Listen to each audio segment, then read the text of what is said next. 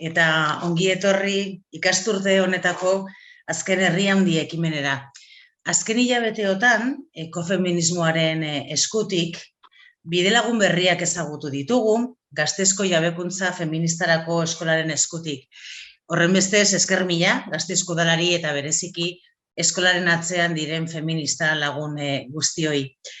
Lagun eta toki berriak ezagutu ditugu, eta ezagutuz joan ahala, nola ez feminismotik justizia soziala eraikitzeko esperientziak bildu ditugu. Horietan denetan, ahizpatasunak, elkartasunak toki handia izan duelarik. Y precisamente hoy, en este que es el día en el que tenemos la última conferencia de este curso, de la iniciativa Herri Handi de la Escuela de Empoderamiento Feminista de Vitoria-Gasteiz, la solidaridad va a tener un lugar principal en lo que vamos a tratar en los últimos minutos. Más sentido que nunca en la charla que vamos a mantener en los próximos minutos con la compañera que enseguida vamos a presentar y que ya tenéis al otro lado de la pantalla. Hablaremos de las caravanas centroamericanas de migrantes, donde, como en otras circunstancias en las que se produce o se representa una vulneración continuada de los derechos humanos, las mujeres suelen ser doblemente castigadas o triplemente castigadas en algunas ocasiones por unos hechos que deben ser, y son desde donde estamos hablando, la vergüenza de Europa. Vamos a hablar del desplazamiento forzado y lucha por la vida mesoamericana con Mariana Zaragoza, a la que ya saludamos. Arratsaldeon, buenas tardes, Mariana. Arratsaldeon, buenas tardes. Qué gusto estar aquí con ustedes, compartiendo un poco de indignación, ¿no? Con lo que está sucediendo en nuestra región mesoamericana, allá en el norte del continente latinoamericano. Enseguida vamos a empezar a explicar encima mucha de la terminología también y situarnos, porque es verdad que en los últimos tiempos las compañeras con las que hemos compartido este espacio, lo que nos han ayudado también es a situar lugares y conflictos y realidades para que también en el colectivo imaginario de todas pues, esté más reconocible de cara también a explicarlo y a denunciarlo. Mariana, investigadora feminista, activista en la defensa de los derechos humanos de las personas migrantes, te encuentras en estos momentos en Bilbao, donde mandamos un saludo importante, y ese barrio tan querido, sin más, un barrio muy querido por muchas de las compañeras que estamos detrás de esta iniciativa.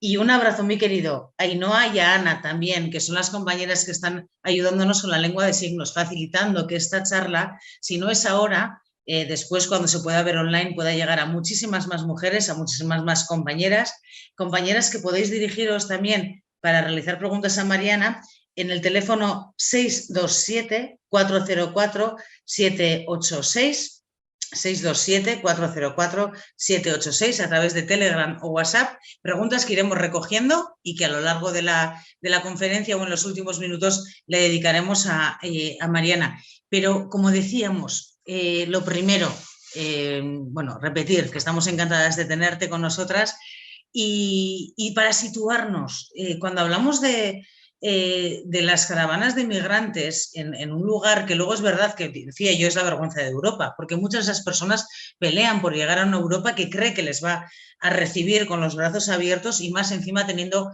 en cierto modo una cultura, una lengua en algunos casos en común, y lo que se encuentra en muchas ocasiones son las puertas cerradas porque hay una cuestión también de clase, hay una cuestión de xenofobia,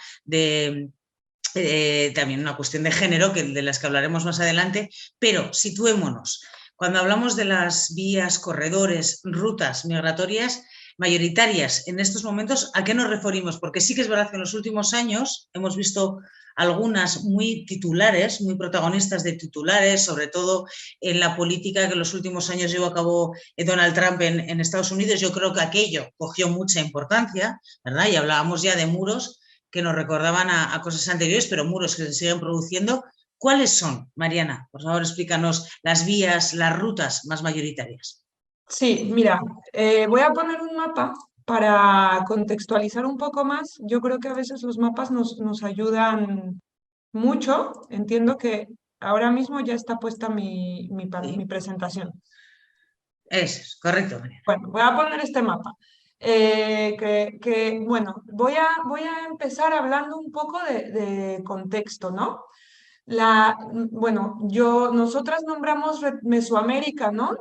A esta región previa a la colonización que iba prácticamente desde la mitad de México, México hasta Colombia, ¿no? Era como una zona que compartían muchas culturas y que lo reivindicamos como nombrarla desde ahí, desde nuestra identidad mesoamericana, porque justamente la colonialidad, o sea, este lenguaje y este conocimiento que se construye desde el norte, cuando hablamos de migración se refieren prácticamente al triángulo norte de Centroamérica y México, y ese triángulo norte es un lenguaje militar relacionado al intervencionismo del imperialismo yanqui, ¿no? En los años 80 que aquí conocen muy bien porque hubo ¿no? Una fuerte solidaridad internacionalista con los movimientos principalmente centroamericanos allá en aquellos años. Entonces, bueno, esta región históricamente y tradicionalmente se ha caracterizado por ser una región de tránsito migratorio. Prácticamente desde que somos países independientes y voy a hablar de Mesoamérica, pero es verdad que voy a hablar mucho más de México porque es donde yo conozco, donde he trabajado en la defensa de derechos humanos muchos años y que es el punto último, ¿no? Hacia donde llegan las personas cuando quieren llegar a Estados Unidos. México es un país que históricamente se ha caracterizado por ser un país de tránsito por la misma tránsito de la misma población mexicana, tránsito también de la población centroamericana en diferentes contextos.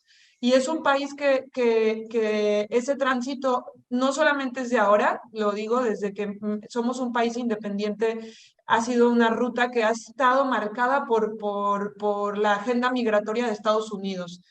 Porque mucha gente intenta llegar y en la medida en que Estados Unidos cerraba sus puertas a determinadas nacionalidades, pues México era un lugar, ¿no? Una ruta por donde llegar y atravesar esa extensa frontera sur y frontera norte mexicana. Entonces, eso es lo primero. Luego también mencionar que a partir de la década de los 80, en el marco del recrudecimiento del sistema capitalista neoliberal actual, es verdad que toda esta lógica de control migratorio y esta relación que ha existido desde siempre se ha recrudecido y ha estado marcada por una relación comercial, ¿no? En donde el flujo de capital, el flujo del comercio ha sido prioridad sobre el flujo de personas. Y es más, hablamos de un libre tránsito de mercancías y de capitales y un control del tránsito de las personas migrantes, que por lo general es fuerza de trabajo, trabajo vivo, y esa contención al final es un filtro propia de las mismas lógicas del mercado, ¿no? Entonces, la migración no es una consecuencia, sino es parte del propio sistema y la gestión de la migración es parte de este sistema también capitalista neoliberal. Y voy a ir poniendo ejemplos desde un enfoque feminista, pero por ejemplo, lo voy a intentar hilar con cuestiones que suceden aquí en Europa, en el Estado español y en el País Vasco también, que es cómo, por ejemplo, las personas, mujeres centroamericanas, trabajadoras del hogar y de los cuidados, sí pueden entrar en este filtro, ¿no? En el que operan las fronteras dentro del sistema capitalista neoliberal, sí pueden entrar en una situación irregularizada a realizar trabajos precarizados que tienen que ver con la sostenibilidad de la vida y que son los más despreciados en la productividad de este sistema capitalista. Pues lo mismo sucede, ¿no? Yo creo que esto es una dinámica global. Yo voy a hablar de la dinámica que sucede en Mesoamérica, en toda Latinoamérica, pero es una dinámica que sucede en todo el mundo y como bien mencionabas, Eichiber, sucede en el sur de Europa y es lo que está sucediendo con la externalización de fronteras hacia lo más al sur posible después del Mediterráneo, ¿no? Pues eso mismo está sucediendo en Mesoamérica y además esta externalización de fronteras está teniendo impactos en la dinámica de los flujos migratorios de las personas en el continente latinoamericano. En este mapa que yo les estoy poniendo, pueden ver que hay una fuerte migración subsahariana que utiliza la ruta por Brasil, ¿no? Y que prácticamente atraviesan todo el país, todo el continente, perdón, a pie. Son trayectos migratorios que no duran, pues como las historias que escuchamos aquí también, no duran 1, ni 2, ni 3 años, son trayectos que están pausados y que están determinados por las políticas migratorias a los países a los que llegan. Por ejemplo, mucha migración haitiana, mucha migración que proviene del África subsahariana.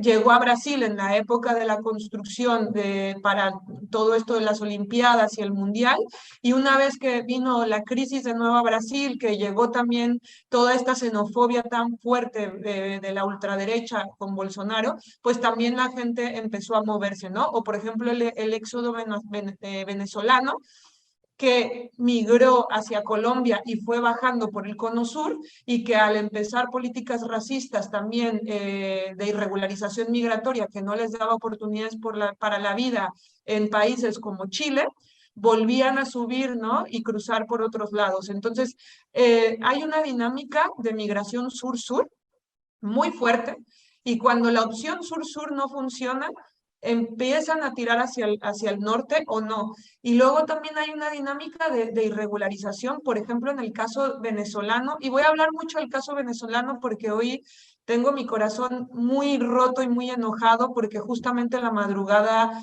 de México, nuestra mañana aquí, nos levantamos, ¿no? Yo me desperté con la noticia del asesinato de más de 37 personas migrantes. Se especula que en su mayoría de origen centroamericano y de origen venezolano fueron asesinadas, yo digo asesinadas por el Estado, porque murieron en una estación migratoria en Ciudad Juárez, Chihuahua, en la línea fronteriza con Estados Unidos, y murieron en manos del Instituto Nacional de Migración, en un motín migratorio de lucha por la vida que ejercieron las personas.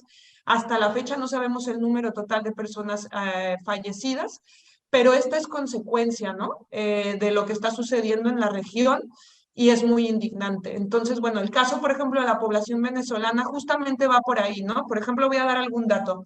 La población de origen venezolano, aquí tenía el dato, perdón, sí, de, hasta al 2018, hasta el año 2018, por ejemplo, en el año 2018 salieron 2,5 millones de personas de Venezuela, y para la mitad del año 2022 eran el 17,8 de población desplazada en el mundo. Esa es como la dimensión de lo que está sucediendo con el éxodo venezolano y con las llamadas personas que se autonombran como las caminantes en Latinoamérica, ¿no? Y que han recorrido, quienes hemos ido al sur del continente, hemos visto, ¿no? Cómo hay una presencia muy fuerte de población en una situación de mucha vulnerabilidad, de mucha precariedad y de irregularización migratoria, y que frente a las no opciones, pues fueron recorriendo hacia el sur. Y justamente el año pasado, a inicios del 2022, el gobierno mexicano le impuso visas a la población venezolana, y eso provocó que entonces la población cruzara por la llamada selva del Darién. La selva del Darién, aquí ustedes van a ver en el mapa, espero que se vea mi mouse, mi ratón, Sí, sí. se van viendo fronteras, líneas fronterizas en rojo, ¿no? Aquí hay una línea fronteriza que es la frontera entre perdón, entre Colombia y Panamá, que es la famosa y la llamada selva del Darién, que se llama como la ruta del horror, por donde hay un éxodo venezolano y haitiano y de diferentes países del occidente africano y de diferentes nacionalidades asiáticas, o sea, de todas partes del mundo, que cruzan esa selva frente a la complejidad de atravesar otras fronteras, y como consecuencia de estas políticas de control migratorio, pues toman rutas más peligrosas. Una de ellas es el cruce de la selva del Darién, después recorren todo Centroamérica y llegan a México, ¿no? Y aquí está marcada también cómo la llegada a México, a la frontera sur mexicana, pues también es encontrarse con otro tapón, ¿no? Un país tapón, como habla Amarela Varela, una académica de México. que pasamos de ser un país de fronteras verticales a un país tapón, ¿no? Y que se ha complejizado y agudizado a partir justamente de las presiones comerciales que ejerció el gobierno de Donald Trump al gobierno mexicano, en donde en junio del 2019 amenazó con imponer hasta el 25% de aranceles a las importaciones de México a Estados Unidos si no se detenía y se contenía el flujo migratorio y los cruces irregulares en la frontera entre México y Estados Unidos. Eso implicó el despliegue de la recién creada Guardia Nacional en diferentes fronteras y las rutas migratorias en México, pero no solamente eso, ¿no? Ha implicado también, no lo han querido llamar así, pero ha sido la utilización y la externalización del sistema de asilo hacia México para contener a las personas. Y también, por otro lado, el cada vez complejizar las estrategias para que las personas puedan llegar hacia el norte para poder solicitar asilo y en el marco de la pandemia, la implementación de una ley que se llama el Título 42 de Estados Unidos, que implicaba que por razones de salud pública cerraban la frontera terrestre y que las personas que ingresaran de forma irregular iban a ser o siguen siendo expulsadas de manera expresa hacia México, lo cual hasta antes de la pandemia eso no sucedía y si tú ingresabas vía terrestre a Estados Unidos tenías derecho a por lo menos solicitar asilo. Eso no significa que te lo iban a garantizar, pero por lo menos, y la práctica de las deportaciones express, bien conocidas por el Estado español aquí, los pushbacks, no se realizaban en México y ahora mismo se están realizando de manera sistemática y el título 42, a pesar de que la pandemia ya no está, ¿no? La contingencia por la pandemia ya no está implementándose, se sigue implementando el título 42 a día de hoy y el gobierno mexicano lo va aceptando. Y es un título que, por ejemplo, ahora solo se expande a determinadas nacionalidades. Esas nacionalidades son las personas del norte de Centroamérica, de Honduras, Nicaragua, Guatemala y El Salvador, pero ya se ha expandido a personas de origen haitiano, de origen venezolano y de origen cubano. Eso significa que las poblaciones que van llegando al norte de México es sobre las cuales va reaccionando esta política migratoria. Y aquí voy a hacer, ya para cerrar y seguir con la conversación, un énfasis en la lucha migrante, porque siempre se piensa en todo esto del Estado hacia las personas. Y cuando se habla de migración, se asume a las personas o como víctimas o como victimarias, o como traficadas o como traficantes. Y hay un mundo mucho más complejo en los tránsitos migratorios de lógicas de resistencia, de formas de atravesamiento, de cuidados en el tránsito que no se reconocen y también de lucha migrante, ¿no? Porque el acto de transgredir el régimen global de fronteras es en sí ya una lucha, reconociendo que las fronteras son un instrumento más de este sistema capitalista, neoliberal, colonial y patriarcal, y que defender la vida en el marco de una política de muerte es en sí ya una lucha que hay que reconocer y tan es así y tan lo han logrado las personas que la política migratoria va respondiendo y se va moldando a estas formas de atravesamiento, ¿no? Entonces hay como una lógica que Dolores París del Colegio de la Frontera Norte y Amarela Varela de la Universidad Autónoma de la Ciudad de México hablan de la contrainsurgencia de este sistema a estas luchas migrantes y ya para cerrar, esta contrainsurgencia más fuerte, de una estrategia de externalización de fronteras más clara, de esta reconfiguración de los dispositivos, surgió a partir del año 2018 con la caravana del éxodo centroamericano, del llamado otoño caravanero, en octubre de 2018, ¿no? Que transgredió de manera masiva el régimen de fronteras e hicieron algo que no quiere el gobierno global de la migración y esta lógica de gobernanza migratoria que está en la narrativa de todo mundo, ¿no? De las agencias, de los gobiernos, de ordenar la migración de manera regular, segura y ordenada. Y lo que hicieron fue reivindicar el derecho a migrar, el derecho a existir y el derecho a migrar de manera visibilizada. De hecho, sucedió el fenómeno de la hipervisibilización, ¿no? Y eso puso patas para arriba el sistema, porque además cruzaron varias fronteras, ¿no? Fueron de Honduras a Guatemala, de Guatemala a México, y en México fueron brincando las barreras que se les iba imponiendo a través de la organización, y hubo una estrategia de organización. Y es verdad que las caravanas no son nuevas, que se vienen realizando desde hace muchísimos años en el marco de estas políticas migratorias de contención desde antes, ¿no? Por ejemplo, con el gobierno de Enrique Peña Nieto, que fue el programa integral Frontera Sur, que justamente implicó operativos migratorios muy agresivos en las rutas, que derivó en masacres muy graves, como la masacre de San Fernando, Tamaulipas, y que los defensores y las defensoras de migrantes en México organizaban estas caravanas con un componente católico, cristiano en Semana Santa, y cruzaban México con ellos y con ellas, con la lógica de denunciar el calvario, ¿no?, que viven las personas migrantes, equiparándolo pues desde una lógica espiritual, teológica, al calvario que había vivido Jesucristo, pero que eso obviamente son semillitas que fueron gestando el éxodo que vimos, y que actualmente siguen habiendo caravanas migrantes, no con la misma visibilidad, pero sí como una estrategia de negociación en muchos casos, a lo mejor corta, a lo mejor muy particular, pero sigue existiendo esa organización política, y parte, por ejemplo, del éxodo venezolano que logró llegar al norte de México, a Juárez, lo logró hacer por estas vías de organización. Entonces, es una tragedia lo que está sucediendo, pero hay lucha por la vida, y hay que hacer énfasis en eso también, para no quedarnos en una lógica muy victimizadora de la migración, muy estadocentrista, ¿no? Sí, precisamente Mariana me está recordando, porque mira, aquí contamos, bueno, y tú estás en Bilbo, mira, esta escuela lo que nos da es la oportunidad de estar desde diferentes lugares de Euskal Herria. Tenemos a las compañeras en Gasteiz, yo estoy en Iruña, tú estás en Bilbo, y yo estoy recordando a varios periodistas que precisamente hemos tenido en tierras mexicanas. Alberto Pradilla, que es un compañero que trabaja para diferentes medios, entre ellos la revista prestigiosa, que animo aquí a todas, ya sé que no se puede hacer publicidad, pero 5W, que es una de las mejores revistas que se pueden conseguir a nivel internacional hoy en día.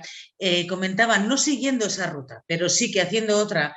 En su momento comentó, las fronteras no frenan a los migrantes, sino a los migrantes pobres. Es una persona que obtuvo también un premio, este periodista, precisamente por cubrir una caravana de migrantes, no la que hemos mencionado en concreto. En este caso lo hizo Sí, de sí, Centroamérica a Estados Unidos. Sí, hablamos de la misma, sí, sí. sí, yo a Es Alberto Alberto, Pradilla lo sí. conocí en la Eso, hablamos de caravana, la de misma. hecho. Vale. Y ayer mismo hubo en Navarra una entrega de premios, los Carlos III, que son, bueno, pues son nombres de reyes y demás, pero importante. Y se lo dieron a una compañera, a una periodista, Judith, ahora voy a buscar el nombre, pero que está precisamente en Ciudad Juárez, que ha estado cubriendo noticias en Ciudad Juárez, que creo que si tenemos que hablar de migración, de obligación de migrar, no voluntariamente, sino obligada, de feminicidio y demás, Ciudad Juárez podría ser uno de los territorios que tú más conoces. Y sin más, me ha gustado que hayas comentado esto, porque creo que el papel del periodismo, en este caso, sí que tiene mucha importancia. Y tenemos a Alberto Padrilla, voy a buscar, pero no quiero dejar a Judith, a la compañera Navarra, sin mencionar. Ahora mismo la menciono, porque creo que es importante también que la conozcamos, y ha sido galardonada por contar en diferentes medios la realidad vivida en Ciudad Juárez. Que ahí sí que, Mariana, te pregunto, ahí sí que podemos hablar de caravanas obligadas, en cierto modo, de muchas mujeres de las que salvan, pero ¿cuáles son las circunstancias voluntarias, no voluntarias? Hay algunas que son obligadas, las circunstancias comunes que pueden tener todas esas caravanas de migrantes que comparten los distintos corredores, y qué tipo de historias nos podemos encontrar, ¿no? O sea, porque evidentemente las voluntarias muchas veces nos llegan, ¿no? Y qué bien que nos lleguen para contarnos las de los que no llegaron. Pero ¿qué historias? Cuéntanos un poquito. Bueno, yo creo que obviamente hay que reivindicar la lucha migrante sin romantizar, ¿no? Porque al final yo creo que es una lucha que se gesta en contextos de mucha precariedad eh, y de mucha violencia, ¿no? Yo lo que creo es que justamente las caravanas surgen como una estrategia de cuidado colectivo en el tránsito también, frente a la invisibilización y frente a la estrategia también de la invisibilidad, ¿no? Para pasar desapercibida lo mejor posible y proteger la vida y la integridad física en el tránsito. Eh, bueno, las historias, ojalá pudiéramos tener a compañeras migrantes contando sus propias historias, ¿no? También en esta lógica de romper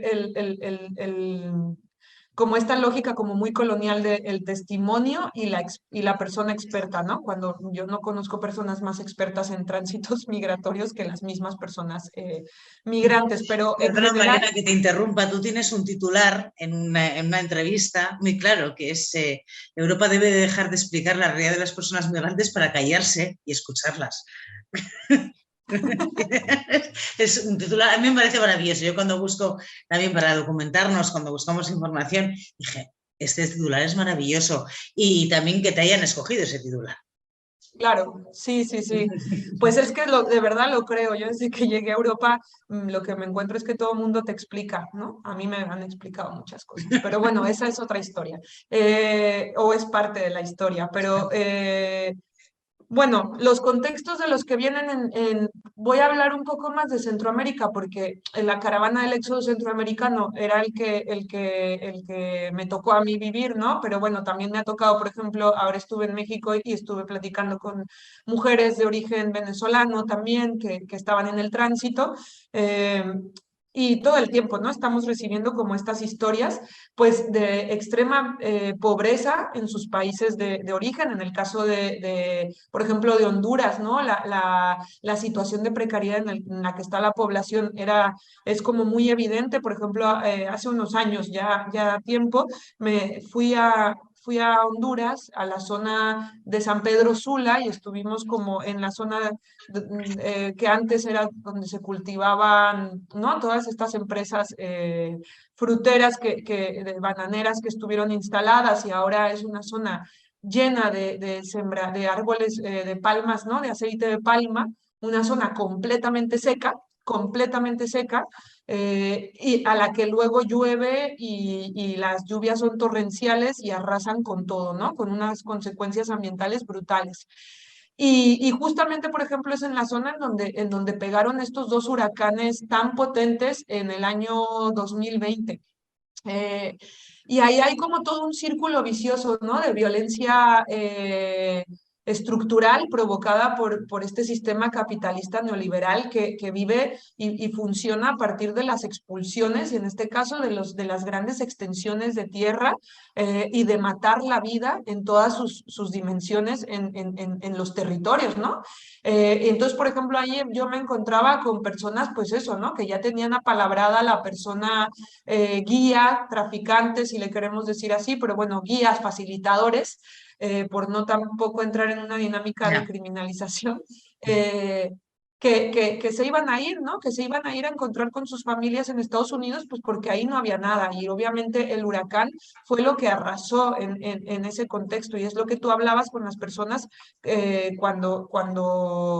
pues sí, cuando iban en el tránsito, ¿no? Y lo que tú veías en las coberturas, por ejemplo, yo recomiendo mucho ver las coberturas que hizo Radio Progreso en Honduras, una radio popular que a mí me gusta muchísimo y que, por ejemplo, caminó con el éxodo y que iba cubriendo, ¿no? Como todos estos testimonios.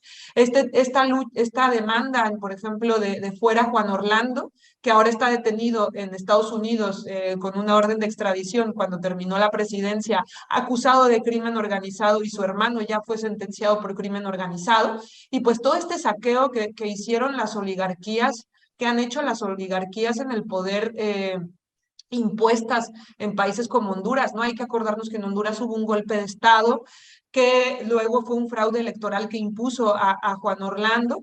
Este tema del cambio climático y los desplazamientos climáticos que se están viviendo, y luego la violencia por por el crimen organizado, en este caso la violencia por pandillas que obliga a niños, niñas, adolescentes a huir, la violencia machista también de la que tienen que huir muchas de mujeres, que esos testimonios los escuchábamos muchísimo, ¿no? Mujeres que huían de sus parejas, mujeres que huían de ser reclutadas por el MARA o la MARA para pues sí, con fines de esclavitud sexual, la violencia de tantos y tantas decenas de jóvenes que me tocó ver huyendo del reclutamiento por parte de las pandillas, ¿no? Y que llegan a México, pues en esa lógica de buscar la vida. Bueno, perdona que te interrumpa, Niara, pero Sí. el tema de las maras las conocidas maras en El Salvador tendría otra conferencia, porque en los 2 últimos años, a raíz del nuevo gobierno, se está hablando mucho de cómo se está intentando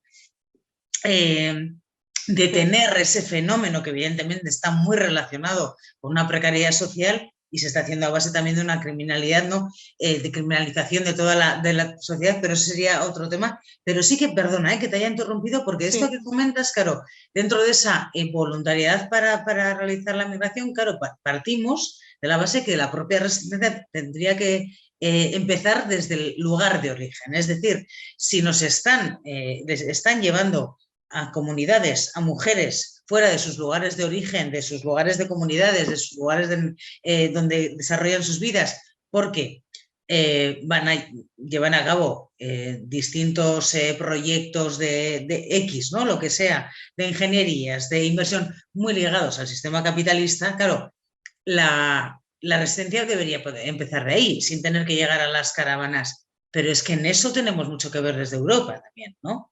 En el hecho de que en esos lugares se están desarrollando esos proyectos, ¿no? Que hacen que la gente intente migrar y que las mujeres intenten migrar. Y esto te he interrumpido porque creo que es interesante lo que tú planteas de no hacer el victimismo, ¿no? De las caravanas, ¿no? De la migración. Claro, y justamente yo creo que hay una relación súper directa con el norte global, porque evidentemente hay intereses económicos relacionados con las expulsiones de estas poblaciones en dos sentidos, ¿no?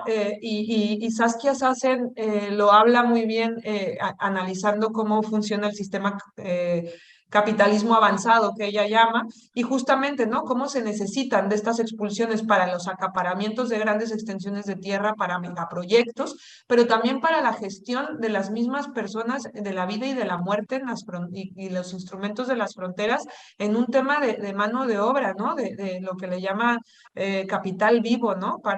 Y que se construyen estos filtros a partir de la irregularización migratoria y la regularización con determinadas condiciones, ¿no? Y ahí están como todos estos visados de trabajadores temporales que parece que les están haciendo un favor por darles el visado temporal, pero en realidad es que las condiciones de explotación son tremendas y lo vemos en el sur del Estado español con las trabajadoras temporeras, pero en el caso de México hay visas muy similares de trabajadores y trabajadoras temporales en unas condiciones de precariedad muy fuertes que llevan a muchas personas a explotar sus cuerpos a límites inimaginables, ¿no?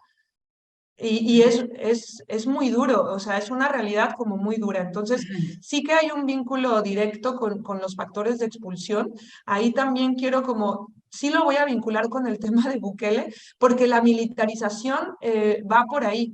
Las militarizaciones de los estados tienen que ver con el control migratorio, ¿no? Y la venta del modelo Bukele como un modelo de seguridad sí que se está vendiendo en la región como una opción y sí que está teniendo éxito, pero es temporal. Por ejemplo, ahora mismo las solicitudes de asilo del reconocimiento de la condición de refugiado de personas que vienen de El Salvador son personas que han tenido que huir de esta persecución que hace Bukele hacia los hombres jóvenes Directamente, ¿no? Sí, sí. exactamente, ¿no? Familias enteras que ya se tienen que ir porque les están vinculando con la Mara y con este espectáculo, ¿no? No sé qué palabra ponerle, debe de haber alguna, pero este espectáculo, ¿no? De la detención y del hipercontrol y la venta de un Estado totalitario como modelo. Y tiene que ver con la gestión migratoria porque ese modelo de seguridad va hacia la militarización de las fronteras, hacia las tecnologías de guerra en las fronteras, que nos incumbe a todas y a todos. Ahora recientemente, por ejemplo, este informe que acaba de salir del vínculo de la banca española con la financiación a la militarización de las fronteras, ¿no? Es un vínculo y eso sucede también en nuestra región y nos están vendiendo que están cuidando nuestra seguridad ante la invasión, ¿no? De personas, en este caso, vinculadas al crimen organizado, Claro, en el sí, a caso mí sí, de el nuestra fenómeno región. Bukele, que se ha vendido como eso, claro, al final, todo lo que luego sucede en prisión, como está escondido entre muros, nunca mejor dicho, es difícil de conocer, ¿no? A no ser que se... Entonces no sabemos lo que puede, o sea, lo que puede, sí que es verdad que hemos conocido a veces lo que sucede en prisiones salvadoreñas, pero no se va a conocer. Lo que se conoce de cara al exterior es que se está haciendo una limpia de delincuencia. El Salvador se está volviendo un país mejor, pero también parece que es de cara a garantías, por ejemplo, a una Europa, comentabas tú al principio, ¿no? De cómo la migración puede tener una cara u otra, y aquí en esta escuela de empoderamiento feminista, hemos comentado en más de una ocasión que al final todas las ruedas siguen girando gracias a las mujeres y que cuando se vive en una Europa del norte se vive como éxito el hecho de que las mujeres hayamos salido a trabajar al exterior de la casa, al fuera de la casa, de igual manera que los hombres, traemos, porque es así, traemos a mujeres de otros lugares para que hagan las labores de casa que antes estaban destinadas a las mujeres. Y tú mencionabas a mujeres de países de Mesoamérica, de países de Latinoamérica, pero también podemos mencionar a mujeres del norte de África, ¿no? También que vienen y son países a los que luego se les cierran las fronteras por otros motivos, pero las mujeres son bienvenidas para realizar esos trabajos. Entonces, es una limpia de cara y del orgullo, en este caso europeo, continuo. ¿Las caravanas migrantes son un fenómeno feminizado, Mariana? O sea, ¿tienen Sí. rostro de mujer? Y sí, eso fue una de las cosas que sorprendió mucho, o no sorprendió, ya lo sabíamos, pero que la visibilización, ¿no? La visibilización del éxodo. Este imaginario de hombres jóvenes montando al tren cruzando México ya no es vigente. Evidentemente sucede, evidentemente siguen saliendo muchos hombres jóvenes y eso significa muchas cosas. Y en el caso de las mujeres, muchas mujeres salen, pero además lo que implica la feminización de la migración, y es lo que vimos en las caravanas, es que las mujeres salen siempre con alguien a cargo. Y siempre, o sea, y entonces no se habla de feminización de la migración, sino de familiarización de la migración. ¿Cómo son núcleos familiares los que están componiendo estas nuevas caravanas? Bueno, han compuesto estas caravanas y que siguen componiendo los éxodos y los tránsitos migratorios por los diferentes corredores en Latinoamérica, ¿no? Mujeres solas, mujeres embarazadas, mujeres con niños menores de edad, mujeres con adolescentes, acompañadas de adolescentes, incluso mujeres con personas mayores de edad mayor, ¿no? Adultas mayores. Eran como los perfiles de las que iban caminando, ¿no? En las caravanas, por ejemplo, una de las cosas que más se solicitaba y se sigue solicitando actualmente son el tema de los carritos, las carriolas que le llamamos en México, ¿no? Para poder seguir caminando. Ahora yo estuve en diciembre en México en un albergue y era el tema, tener carriolas, carritos para poder continuar el camino, ¿no? Por ejemplo, ahora estuve con un grupo de mujeres venezolanas que se conocieron en Colombia, iban solas con sus hijas, una mujer con 3 hijos, uno de 2, uno de 4 y otro de 6 cruzando el Darién y otra sola con sus 2 hijas y otra embarazada, que salió desde Perú embarazada y llegó a parir a México. Todo el tránsito lo hicieron en esa condición de embarazo, cruzando la selva del Darién. Y era eso, ¿no? La conversación eran las estrategias de cuidado que implementaban en el tránsito y cómo ellas mismas encontraron y dijeron, nos vamos juntas y nos cuidamos juntas y a la frontera norte llegamos juntas. Y a mí por eso les compartí este texto de Amarela Varela y Soledad Álvarez, que yo las quiero muchísimo, que justamente contaban cómo se implementaban estas estrategias de cuidado cruzando fronteras en el contexto de la pandemia, en donde las fronteras estaban cerradas, los riesgos eran mayores, las dificultades aún más, y aún así, ¿no? Se compartían como estas estrategias que ahí estuvieron. Yo lo vi muy claro en el caso de la caravana, de las caravanas de 2018, ¿no?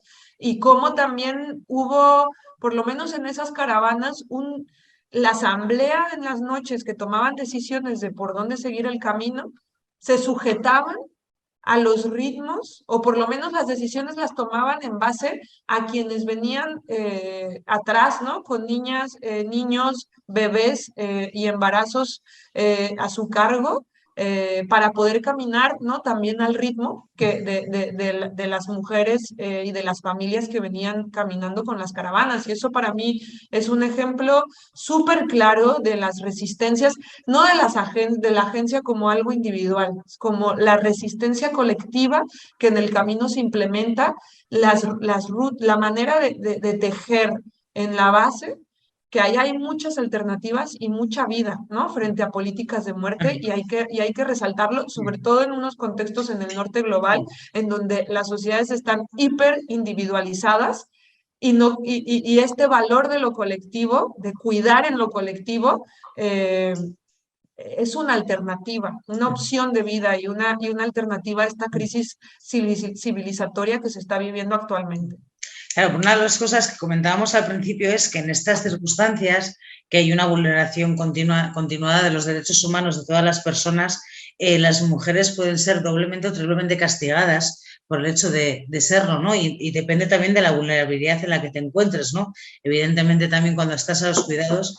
Y por eso lo más interesante, María, también nos parecía preguntarte cómo se tejen esas redes entre mujeres y cómo se empoderan entre ellas. Y yo lo digo, lo pregunto con cara de ilusión, porque digo, cuando ya no tienes nada, cuando ya te has ido de tu hogar, de tu casa, de tu comunidad, porque por el motivo que sea, y estás ante la incertidumbre, que es el camino, ¿no? Muchas veces no sabes muy bien a dónde vas a llegar, cómo vas a llegar. Las redes que se tejen ahí seguramente son irrompibles, o no lo sé, pero yo me las imagino también igual con un poco de nostalgia feminista o de, ¿no? O de romanticismo feminista, pero me quiero imaginar que ahí es donde se tejen las redes feministas. ¿Qué cuidados, qué redes se tejen entre ellas? Entre las más vulnerables, y aquí incluimos también a otras personas que por diferentes circunstancias se puedan incluir en la vulnerabilidad dentro de esas caravanas.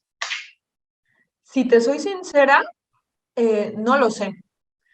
No lo sé porque yo tengo la impresión, y en este texto que les compartí, el qué contar y qué no contar es una herramienta que las mismas mujeres tienen, ¿no? Y tengo la impresión de que solo caminando y recorriendo esas fronteras, se puede saber cómo se construye esa red y esa solidaridad. Lo que yo creo que es así. Y tampoco tampoco hay que poner a las personas, bueno, yo por lo menos lo siento así, ¿no? Yo no voy a poner a las mujeres migrantes en tránsitos, en luchas, en mi necesidad de construcción de utopía, ¿no? Como cargar, están en un modo de supervivencia y cargar todavía como esta necesidad que tenemos, me parece como peligrosa.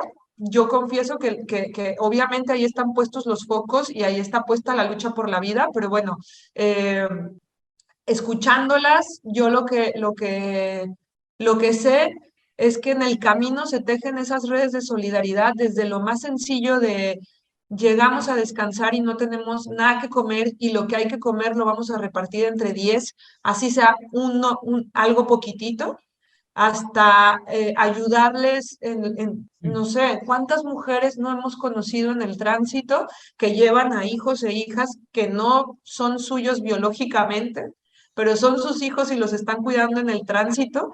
Y eso te digo, por eso hablo del silencio, ¿no? Porque, por ejemplo, esta mirada tan colonial de la familia y de la maternidad les criminaliza y les pone en un lugar de traficantes, ¿no? Cuando en realidad lo que están haciendo es cuidar al hijo o hija de alguien que en una forma transnacional y en movimiento de lo que eso significa, ¿no? Porque a lo mejor alguien les está cuidando a los suyos y a las suyas ya en el norte o dejaron a alguien cuidando en el sur, pero hay ese cuidado en el tránsito, en la llegada, en la salida, de manera permanente y eso hay que reconocerlo, ¿no? Obviamente también hay mucha disputa, obviamente también hay muchos conflictos, me parece que es lo normal, lo natural, pero sí que creo que ellas mismas eso lo construyen para ellas y por lo menos yo tengo la sensación de que esas conversaciones todavía están ahí como tejiéndose, porque además me da la impresión de que cuando hablamos sobre mujeres migrantes y cuando se trabaja con mujeres migrantes, siempre se les asume de un lugar de víctima y que estas conversaciones empiezan apenas a surgir.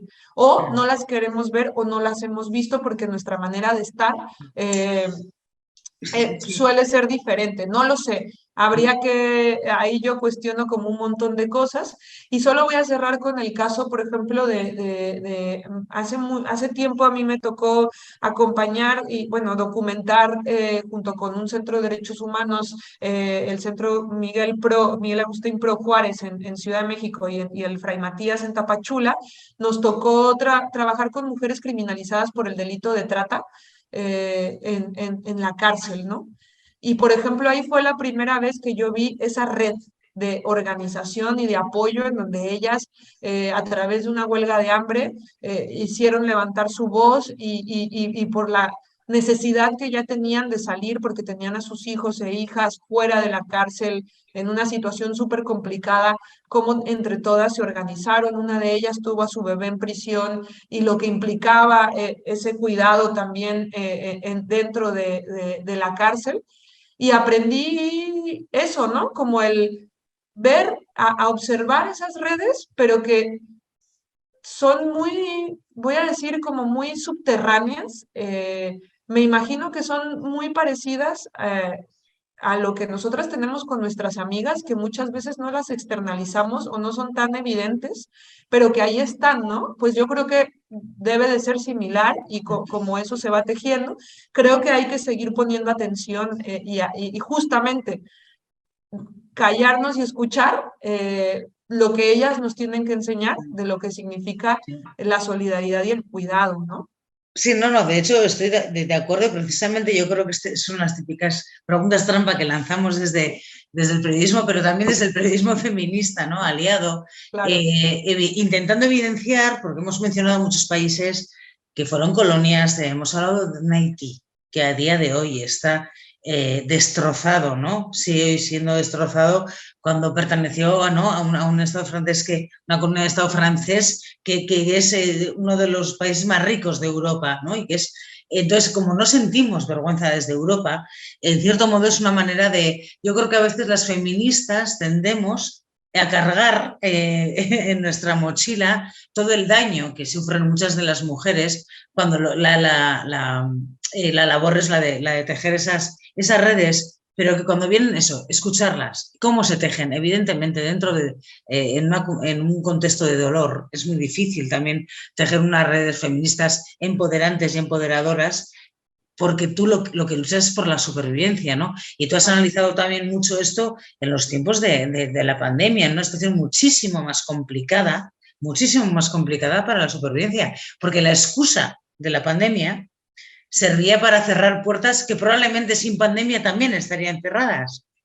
Pero para la pandemia ha sido una excusa, ¿no? Y Europa ha tenido cerradas las puertas para mujeres, para migrantes, en general, no solamente mujeres. Hablábamos antes, ¿no? De los muros de Trump. Podíamos hablar de Barack Obama y su política también, que no fue para haber recibido el Nobel de la Paz, sinceramente poquito hizo en ese sentido, pero sí que es verdad. ¿Qué hacemos el resto de las feministas? ¿Qué estamos haciendo? ¿Qué tenemos que hacer? tú eres mexicana, o sea, y encima o sea, estás allá todo el rato, estás allá aunque estés acá, Sí, estás en Bilbao, pero estás allá, Mariana. sí. Entonces, ¿qué estáis haciendo allá y qué tenemos que hacer acá para evidenciar, para visibilizar estas realidades? Mira, yo creo que justamente yo con las caravanas aprendí muchísimo. Mi perspectiva de todo me sacudió. Y cuando yo siempre le cuento a una amiga, Margarita Núñez, que ella caminó con las caravanas cuando llegó la caravana a la frontera entre Guatemala y México, yo le llamé, ella estaba ahí, súper agobiada, llorando casi, como, no, qué horror, porque había habido como un portonazo, ¿no? Por parte del gobierno mexicano y las personas empezaban a cruzarse por el río. Y yo estaba como, no, mira, se saltaban del puente al agua y cruzaban. Y yo lo viví con mucho agobio. Y ella, cuando estaba ahí, me contesta, pero si esto es una fiesta. Y yo, ¿cómo una fiesta? Me dice, la gente está feliz, o sea, están Ah, cruzando, se está cruzando todo el mundo. Y claro, yo ahí me di cuenta de lo que la televisión me estaba transmitiendo y lo que estaba sucediendo. Y ahí algo cambió en mí, o sea, ese chip, ¿no? De entender la fiesta, de la rebeldía al régimen ya, global de las fronteras. Y lo digo de verdad porque creo que por ahí, y vale. aquí hay, por ahí como está la lucha, ¿no? Por ejemplo, en México, toda la red de albergues. Que están ahí, ¿no? En esta lucha por la vida, en garantizar la vida para las personas, ese pequeño espacio de resistencia, me parece que son en este contexto de hipercontrol, ¿no? De lo que Eduardo Domenech llama la globalización del control migratorio. Cualquier pequeña semilla de resistencia y de garantizar el derecho a migrar es bienvenido y justamente garantizar el derecho a migrar, salirnos de la narrativa de lo regular, lo seguro y lo ordenado, esta palabra que yo detesto que es la gobernanza migratoria, ¿no? Que tiene que ver con Está muy de controlar. moda, Mariana? Que lo Está muy de siento. moda, pero es que Sí, tiene que ver con controlar la migración. O sea, sigue ya, siendo el asumir algo que no es controlable. La sí, migración es como el agua, no la sí. puedes controlar por mucho que le pongas Bueno, controles. Y es así. desgraciadamente el agua van a llegar a controlarla, si seguimos así. Y a ver, ¿sabes? Porque la vida siempre busca su cauce y es ahí en donde yo creo que como feministas sí que tenemos que poner la apuesta, ¿no? Esta reivindicación de poner la vida en el centro, yo creo que está puesto en estas estrategias de lucha y que es ahí donde nos toca aprender de ellas y de todas las personas que migran. Y por otro lado, por ejemplo, yo creo que la lucha antirracista está muy presente en la lucha antifronteras. A mí me gusta mucho como vincular a Angela Davis con esto, porque al final la abolición de las cárceles que, como instrumentos de control y de segregación racial es muy similar a lo que hacen con las fronteras y entonces una postura antirracista va por la abolición de las prisiones y de las fronteras como espacios de segregación y como parte de este imaginario que yo lo he mencionado en otros espacios de decir, las cárceles y las fronteras son dos imaginarios que todo el mundo piensa que necesita como sociedad, pero que nadie ha estado ahí ni lo ha visto ni qué implicaciones tiene en la vida de las personas la frontera, ni qué implicaciones tiene en la vida de las personas las cárceles, pero las personas que las atraviesan o que tienen que estar segregadas en esos espacios, la cargan en sus cuerpos y en sus vidas todo el tiempo. Entonces creo que por ahí va el también unirnos, ¿no? Desde el feminismo, desde los feminismos a la lucha antirracista, a lo que las compañeras desde el antirracismo están haciendo y promoviendo. Aquí me queda clarísimo con toda esta campaña por la regularización ya. Y, y construir juntas. Creo que ahí tenemos como todo un reto, creo que es un reto también en México. Creo que cada vez más en México la lucha por lo menos está empezando a gestar una pequeña semilla de lucha antirracista en nuestro país. Obviamente de Estados Unidos viene una reivindicación súper fuerte y que por ahí es en donde se pueden construir como un montón de cosas, ¿no? Desde los feminismos antirracistas, decoloniales, negros, que nos enseñan muchísimas cosas.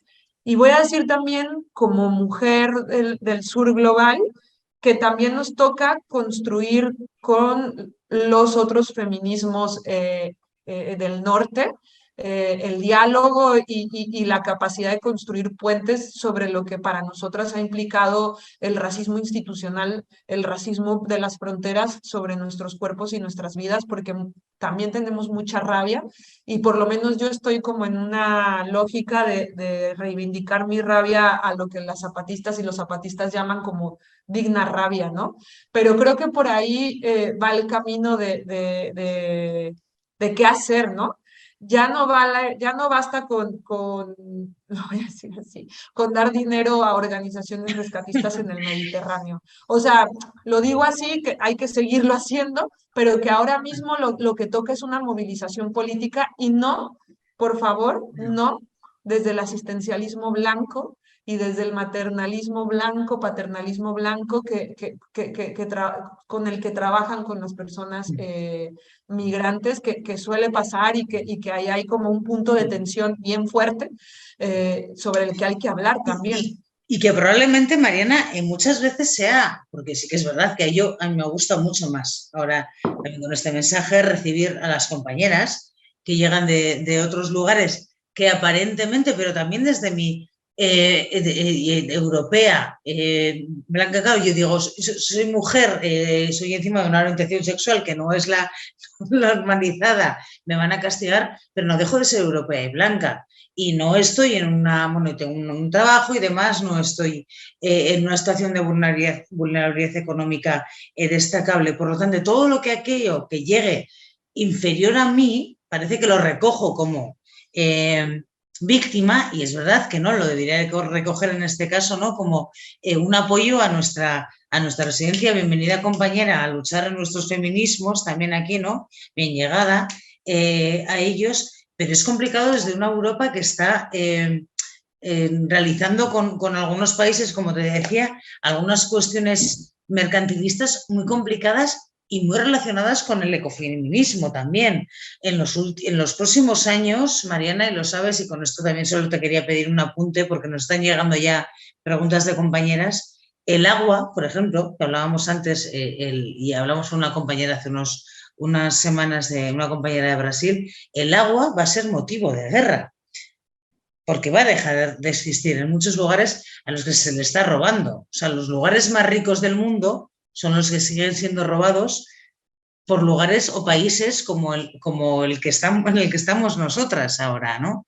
Entonces, dar la bienvenida a las compañeras que llegan desde aquí a veces es complicado, porque yo te quiero dar la bienvenida, pero yo no sé cómo vienen, ¿no? Si la labor que tenemos que hacer desde aquí las feministas, y también, ya aprovecho para decirte, los gobiernos, o sea, los actores internacionales. Hemos hablado del muro de Trump, Barack Obama, que tendríamos para otras 2 horas, Mariana, para hablar de la figura de Barack Obama, que evidentemente creo que es uno de los mayores engaños del premio Nobel que ha podido haber, ¿no? Premio Nobel de la Paz, en este caso. Pero desde la Europa y desde los actores internacionales y de las feministas, que esa última parte nos has contestado, ¿qué se puede hacer? O sea, las reivindicamos, por supuesto, y bienvenidas como compañeras nuevas, pero es complicado, resulta complicado. Es un tema muy complicado, pero sí, o sea, a mí me parece como un tema muy complicado, pero creo que todo el mundo podemos escucharnos y aprender. Por ejemplo, o sea, según la etapa de mi vida en la que estemos, o sea, según el día te puedo decir una cosa u otra, también eso es una realidad. Porque Esas al son las final yo soy, feministas también, ¿eh? Así claro, son. es así, pero bueno, al final yo soy una mujer del sur que vengo aquí y que evidentemente me estoy encontrando en una Europa colonial y con un tema racista que me está atravesando en muchas muchas cosas de mi vida. Y por eso digo, hay rabia, la hay, pero también creo que hay que, por lo menos yo me sitúo también de donde vengo. Yo soy una mujer mestiza en un país como México. Y Ya, eso implica que tengo también determinadas condiciones en un sistema de castas que me haya dejado o me ha permitido llegar a hacer un doctorado en Bilbao. O sea, esa es una realidad también. Entonces, hay que hablar desde ahí. Y no creo que, y la verdad es que no creo que esas deberían de ser nuestras cartas de presentación, sino la posibilidad de lo que tendríamos que, de lo que tenemos para construir. Para mí, lo que me puede, por ejemplo, yo admiro mucho de aquí el internacionalismo, ¿no? Como esta mirada anticapitalista que hay, esta mirada de clase, me parece súper importante también, no solamente la mirada antirracista, también la mirada antirracista. Y tengo mucho que aprender también yo de la mirada antirracista y ahora mismo lo estoy viviendo y me está atravesando porque vengo de un país en donde no el sistema no me estaba discriminando a mí, no me estaba racializando a mí y llegué a otro qué en pena. donde sí lo estoy viviendo. Entonces, por supuesto que ahora mismo me atraviesa desde la rabia, pero también desde la posibilidad de construir. Y creo que ahí empieza el diálogo, ¿no? A mí, si me hablas conmigo, no desde, desde un lugar asistencial, y hablamos entre iguales, en donde me reconoces que hay algo que yo te puedo aportar y tú y yo a ti también, creo que empiezan las posibilidades de diálogo y es lo que creo que es importante empezar a plantear hoy en día, ¿no? Porque he estado en los dos lugares, en el lugar en donde se asume que no tengo nada que contar o me dicen lo que tengo que hacer o me tratan con una determinada condescendencia, ¿no? O como iguales, que también esa es la realidad, que yo también he estado en espacios desde los feminismos en donde construyo y está muy bien. O sea, entonces creo que ahí hay un trabajo bien importante que todo mundo nos tenemos que mirar, eh, pero sí creo que hay un punto en donde se tiene que reconocer que las que venimos del sur tenemos mucho que aportar aquí, otras miradas que tenemos que compartir, pero eso no significa que tenemos que por eso nos tienen que dar, que vamos ya por adelante para todo. A lo mejor tienen que haber acciones afirmativas, sí, sobre todo de mujeres que vienen migradas en una situación irregularizada, que están viviendo un proceso de empoderamiento político, por supuesto que sí, ¿no? Pero bueno, ahí creo que para mí lo que ahora tiene que haber mucho, mucho, mucho es el diálogo, poniendo como estas cartas sobre la mesa. Ese es como lo que yo veo, ¿no? Ahora mismo. Y supongo que el diálogo serviría para evitar muchas de las cuestiones que se están sucediendo, no solamente con este tema, sino en general. Mariana, te voy a leer algunas de las preguntas que nos han mandado Ok, compañeras, pero me ha encantado cuando has mencionado la palabra condescendencia. Yo siempre me he imaginado, ya que venimos de las vascas de nuestros aquelarres, estos mitos que hay de las vascas con los aquelarres y las mexicanas con vuestras cosicas, pues que lo primero que queramaríamos la condescendencia, que es yo creo que es de las peores cosas que nos puede estar ocurriendo, ¿no? Creo que es una sensación que tenemos muchas veces que es totalmente equivocada hacia nosotras y por parte de quien encima no tiene una cultura suficiente para hacerla, no de una cultura de formación académica, sino de una cultura de conocimiento de la vida, ¿no? Bueno, claro. te leo, Mariana, a ver, nos mandan preguntas y nos indican, hablas de la necesidad de hablar y escuchar a las migrantes, pero son realidades que pasan absolutamente invisibilizadas. Mujeres y familias en caravanas migrantes. Ante esa realidad, ¿cómo impulsar movimientos de acompañamiento y solidaridad? ¿Por dónde hay que caminar en este sentido ante una realidad que parece imposible de abordar en este sistema? ¿Es tan grande el reto? Esta es una de las cuestiones que nos preguntan. También nos hablan de no mitificar las redes de solidaridad, que se Sí. corre el riesgo de distorsionar y normalizar lo duro, pero también nos dicen que es lógico que estas situaciones no solo salgan lo bueno, sino también lo malo y luchar por la supervivencia, que lo comentábamos.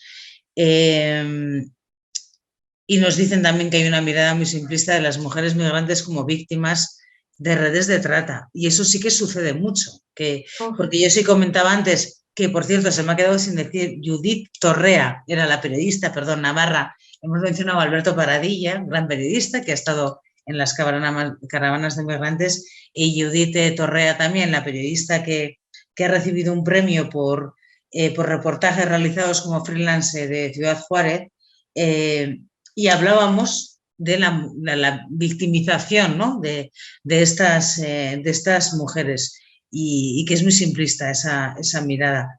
En lo que respecta a las redes ya es increíble, ¿no? O sea, que sean mujeres directamente secuestradas, ¿no? Me imagino que la pregunta va por ahí, ¿no? Que sean mujeres que puedan ser secuestradas para trata de mujeres. sí, bueno, voy a empezar con el tema de no mitificar las redes de Sí. solidaridad, porque a veces quiero decir muchas cosas y tengo como mucho en la cabeza este tema de no mitificar, no romantizar, no idealizar y no poner nuestra necesidad de construcción de nuevas utopías, ¿no? Sobre personas que están haciendo una lucha por la vida en el día a día y eso ya es suficiente, ¿no?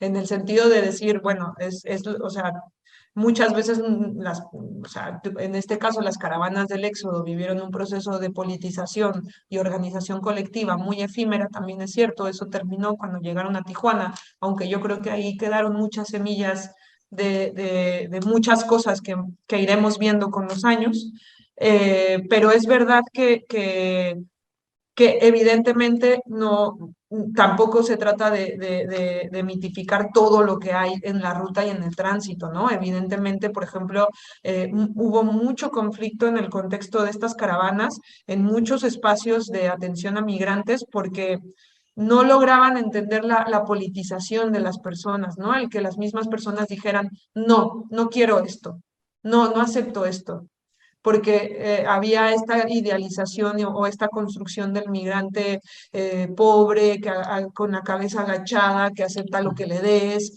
que te va a dar las gracias eternamente, ¿no? Como, y creo que eso pasa en todas partes.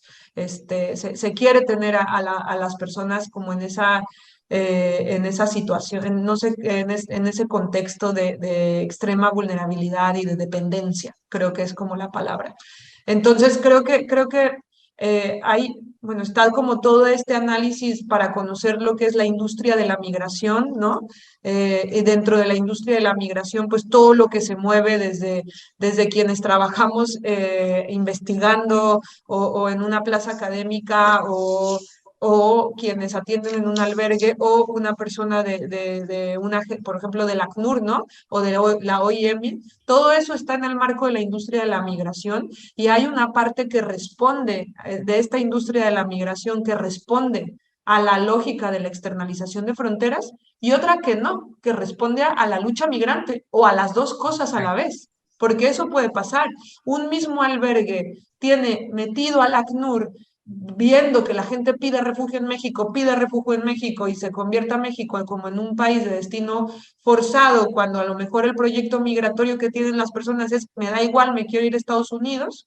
eh, y en ese mismo espacio también está la lucha por la vida y el, bueno, pues aquí tienes 3 días para dormir y vas a seguir tu tránsito, ¿no? Porque así de ambivalente es esto, así de complicado es el tema de lo migratorio y evidentemente las lógicas asistenciales que estamos hablando de la colonialidad, del racismo, también operan en estos espacios, por supuesto que sí, y lo primero que hay que reivindicar dentro de los espacios son procesos de politización y de lucha migrante, de lucha política, ¿no? Más allá de lo asistencial, que es muy importante, pero en el contexto que estamos viviendo actualmente, ya lo asistencial también es una forma de defender la vida, por ejemplo, de un albergue en Veracruz, que todos los días lidia con el crimen organizado, amenazándoles con entrar, ¿no?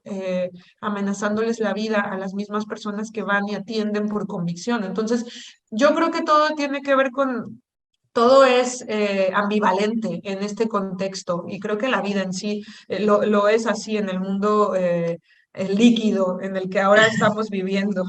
Y luego, por otro lado, y esto también tiene que ver con las redes de trata, ¿no? Y la Sí. simplificación. No sé si, Mariana, me aclaraban por Telegram, perdona, que no sé si me ha entendido bien, lo que te quería plantear era qué hacer también con esas situaciones en las que todo se entiende como es situación de trata y que no lo es en muchos casos, ¿no? No sé si se ha Claro, entendido así.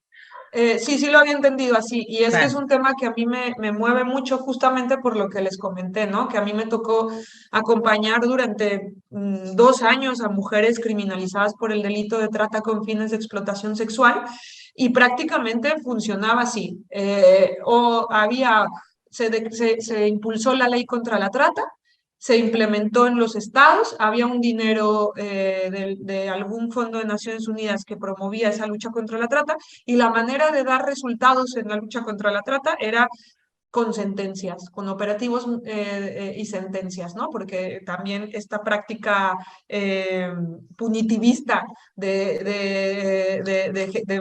hacer que todo funcione a través del punitivismo, pues ahí aplicó, ¿no? Entonces, prácticamente se hacían operativos migratorios en bares en la frontera sur, en donde a las mujeres llegaban, nunca estaba el dueño del bar, llegaban y las separaban, ¿no? A las que había mujeres que eran, a lo mejor trabajaban como ficheras, que se le conoce como ficheras a las mujeres que están en los bares acompañando a las personas, a los hombres, tomando algo y cobraban por tomar algo y por estar ahí acompañando y bailar, o ejercían el trabajo sexual también, o mujeres que estaban como limpiadoras en los bares, de lo que fuera, todas centroamericanas, y hacían operativos en donde prácticamente dividían ahí mismo quién era víctima y quién era victimaria, quién era mayor de edad y quién era menor de edad.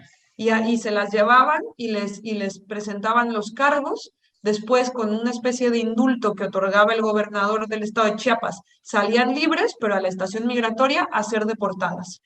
Y generalmente la nacionalidad que más lo sufrió fueron mujeres hondureñas, pero también salvadoreñas y guatemaltecas, ¿no? Porque además en la frontera la sexualización de los cuerpos por nacionalidades asumían a las mujeres hondureñas como trabajadoras sexuales, las mujeres salvadoreñas como trabajadoras en la en el sector de servicios, y las mujeres guatemaltecas en el trabajo del hogar y de los cuidados.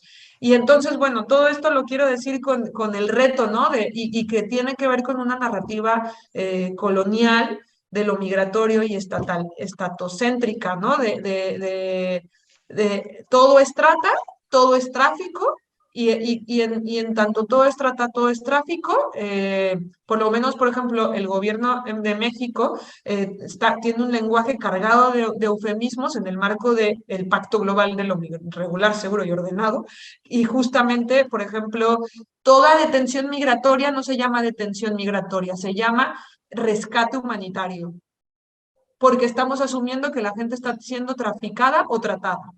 A las estaciones migratorias, a este lugar, por ejemplo, hoy el presidente de México, para hablar del asesinato de las personas migrantes en la estación migratoria, les llamó alojamientos, lugares de alojamiento. A mí que me explique, albergue, le llamo albergue. A mí que me expliquen cómo un albergue puede tener a las personas en situación de detención y con una orden de deportación, que por eso las personas se manifestaron y organizaron ese motín. Entonces, creo que la disputa por la narrativa es algo que tenemos que dar, y que tenemos que dar bien fuerte, y que justamente va de nuevo a poner a las personas en el centro y empezarlas a escuchar, porque sus procesos migratorios, si los escuchamos, se nos caen todas las categorías como nombramos la migración y la llamada gobernanza migratoria, que me voy a meter otra vez con ella porque me parece que hay que salirnos de ahí. ¿En qué momento? Lo dijo Eduardo Domenech, que es este académico sí. militante de Argentina.